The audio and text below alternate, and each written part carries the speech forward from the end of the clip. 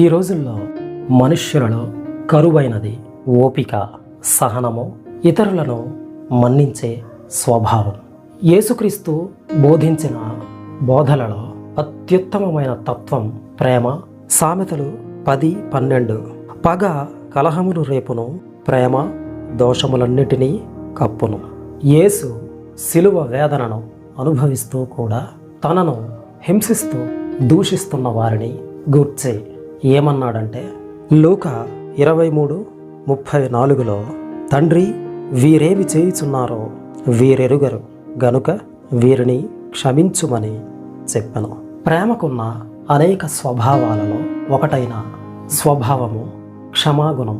ఇటువంటి క్షమాపణ తాను సిలువలో వేదనను అనుభవిస్తూ కూడా ఆ ప్రేమను క్రియలలో చూపించాడు ప్రభువైన యేసు.